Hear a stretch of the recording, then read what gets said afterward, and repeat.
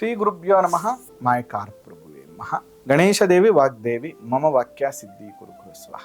2026 ಯಾವೆಲ್ಲ ಡೇಟ್ ಅವ್ರಿಗೆ ಚೆನ್ನಾಗಿದೆ ಅನ್ನುವಂಥ ವಿಚಾರವನ್ನ ಮಾತಾಡೋಣ. ವರ್ಷ ಪೂರ್ತಿ ಯಾವ ನಂಬರ್ ಚೇಂಜ್ ಆಗೋದಿಲ್ವೋ ಅದನ್ನ ನಾವು ರೂಲಿಂಗ್ ನಂಬರ್ ಅಂತ ಕರಿತೀವಿ. ಅಂದ್ರೆ ಈ ವರ್ಷ ಆ ನಂಬರ್ ರೂಲ್ ಮಾಡುತ್ತೆ ಅಂತ. ಹಾಗಾದ್ರೆ ಈ 2026ರಲ್ಲಿ ಯಾರೆಲ್ಲ 1ನೇ ತಾರೀಕು, 10ನೇ ತಾರೀಕು, 19ನೇ ತಾರೀಕು ಮತ್ತು 28ನೇ ತಾರೀಕು ಹುಟ್ಟಿದ್ದಾರೆ.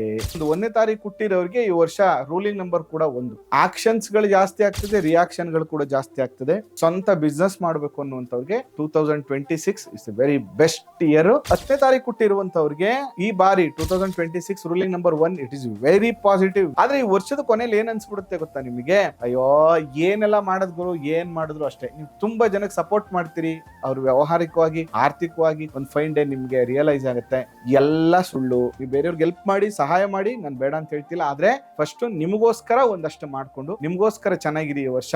ಇನ್ನು 28ನೇ ತಾರೀಕು ಹುಟ್ಟಿರುವಂತವ್ರಿಗೆ ಈ ವರ್ಷ is A very beautiful year. 2 ಮತ್ತೆ 8 ಕಾಂಬಿನೇಷನ್, ಚಂದ್ರ ಶನಿ ರವಿ ಕಾಂಬಿನೇಷನ್ ಬಂದ್ಬಿಡ್ತು ಒಂದ್ ಬರ್ಲಿಕ್ಕೆ. ಅದರಿಂದ ಏನಾಗುತ್ತೆ ಈ ವರ್ಷ ತುಂಬಾ ದುಡ್ಡು ಕಾಸು ಹಣ ವ್ಯವಹಾರಗಳು ತುಂಬಾ ಚೆನ್ನಾಗಾಗುತ್ತೆ.